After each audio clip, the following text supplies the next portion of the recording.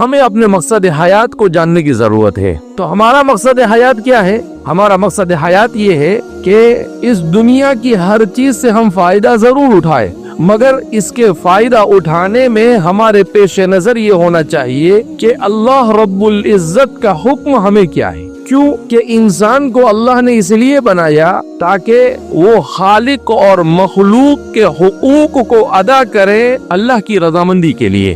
انسان کے ساتھ دو چیزیں لگی ہوئی ہیں، ایک تو انسان کے ساتھ خود دوسرا انسان لگا ہوا ہے، ایک آدمی ہے، اس کی شادی ہو گئی، اس کی بیوی کے کھانے پینے کا خرچہ اس کے ذمہ ہے، اس کے بچوں کی پرورش کا ذمہ داری اس کے سر پر ہے، اس کے ماں باپ بوڑھے ہو گئے، ماں باپ کی خدمت کرنا اور ان کو کھلانا پلانا یہ اس کے ذمہ ہے، اس کے بھائی بہن کے حقوق ہے، اس کے جتنے رشتہ دار ہیں ان کے حقوق ہے، اس کے ساتھ جو پڑوس میں رہتے ہیں ان کے حقوق ہے، اس کی بستی میں جو لوگ رہتے ہیں ان کے حقوق ہے، اس کے ساتھ جو بھی مخلوق اللہ کی انسان کے ساتھ زندگی گزار رہی ان سب کے حقوق ہے انسان کے اوپر۔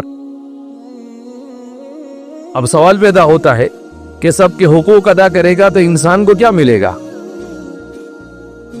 سب کے حقوق جب ادا کرے گا تو انسان کو چونکہ اللہ نے صرف اس دنیا کے لیے نہیں بنایا بلکہ انسان کو اصل کیوں بنایا ہے؟ انسان کو اللہ نے بنایا ہے آخرت کے لیے۔ کس کے لیے بنایا ہے؟ آخرت کے لیے۔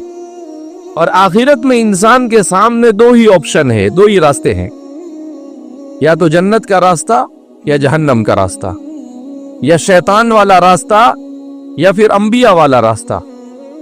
اگر انسان شیطان والے راستے کو اختیار کرتا ہے تو وہ انسان کو جہنم میں پہنچائے گا، اللہ کی رضامندی حاصل نہیں کر سکتا ہے۔